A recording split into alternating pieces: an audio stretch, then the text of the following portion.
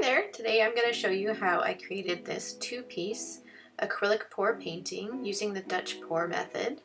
I have two 10-inch by 10-inch canvases that I've taped on the back with painter's tape and added thumbtacks to the back to lift them off of my surface so they don't sit in the paint.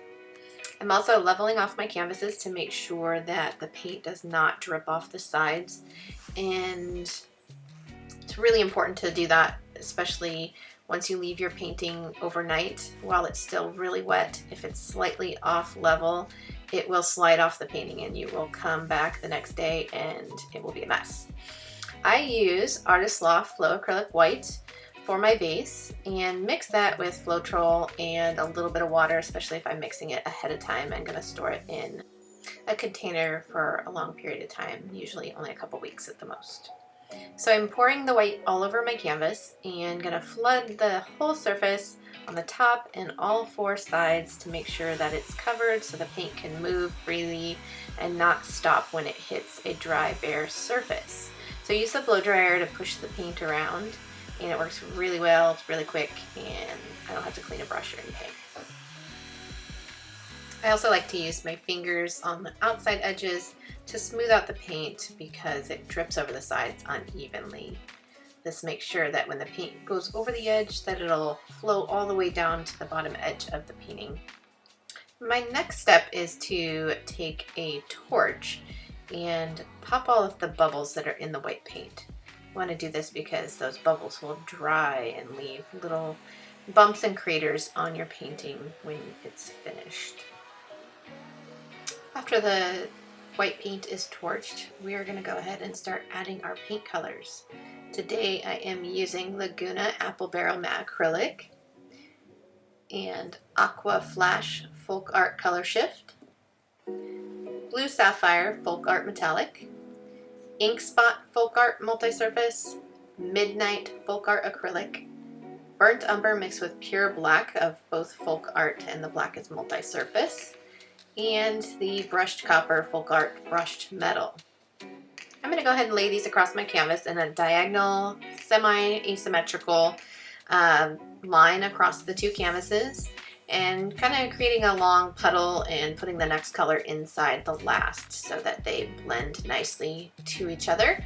I chose the order of these colors so that they kind of transitioned really well from one color to the next. So kind of making sure that the color next to it was kind of complementary at the same time, if that makes any sense. I don't know. So in hindsight, I wish that I would have put less of the brown and maybe even the metallic in there so that the whole painting would have been a little more blue, but maybe next time I'll make sure I do that. Of course, there'll always be another next time. So now I'm going to go ahead and put the white pooled up on the outside edges of the paint. So this is going to do, after we get the white down, is we're going to blow it over the top with the hairdryer, and that's going to cover over the top of these pools of color. And then we'll let them settle for just a moment, and then we'll blow those out. But before we do that, we're going to take the torch and get rid of all the bubbles around the edge. There's even some really big bubbles in there from the squirt bottle, or squeeze bottle. So once we get that all torched out, we're going to take that blow dryer, we're going to blow that white paint right over the top, and strategically doing that so that we're not making a mess of it right out the gate.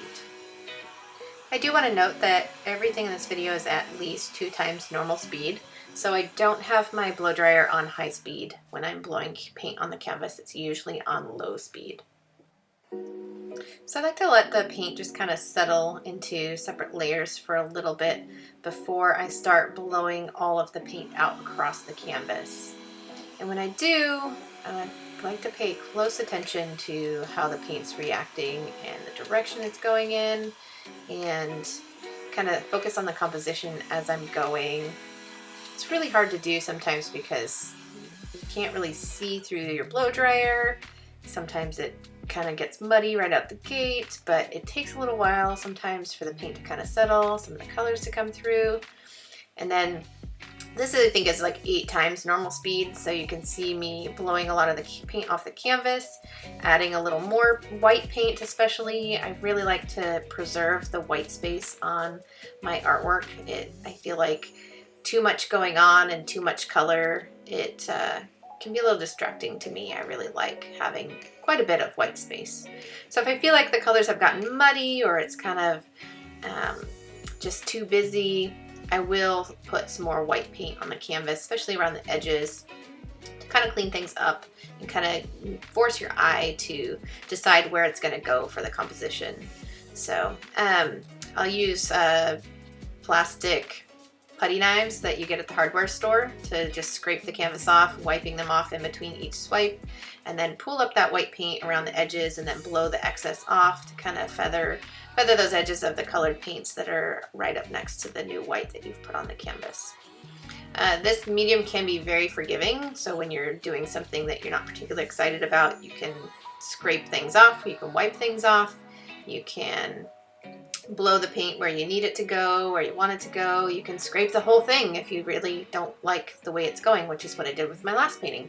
So it's really up to you and your artist's eye and what you think looks good, which is one of the great things about this type of painting. I love the flexibility for the artist to really have control over what's happening, even though, you know, you can't really control how it's going to look. It always looks different every single time, but you can kind of control a little bit of the final result by fine-tuning what happens with all of that paint in the end. So I'm taking the blowtorch to my painting strategically to bring out a little more cells and detail, and where I think the paints are layered up and where I think there could be a little more happening, just very, very little bit. And then just one little last touch up there. I actually had a hair fall into the painting that I had to take off of the surface. So here is a close-up of the final artwork, and so you can see the detail of what happened with these paint layers. And some of the metallic paints are so gorgeous. You can see them sparkle in the light. I'm so excited to see how this dries, and then put a varnish on the top to bring that shine back to it. Once it dries, it's flat, completely flat. None of the paint has any ridges or clumps in it. I usually strain my paint really well before I put it in bottles or use it, so that there's no lumps or dried up bits of paint from bottles or anything like that. So let me know what you think in the comments, and if you have any questions about anything, definitely let me know also in the comments below. You can subscribe to my channel. I'll be posting a lot more videos in the future, and use that notification bell so you are the first to know when something gets posted that's new. I had a great time making this video for you, and I hope you did too. Thank you.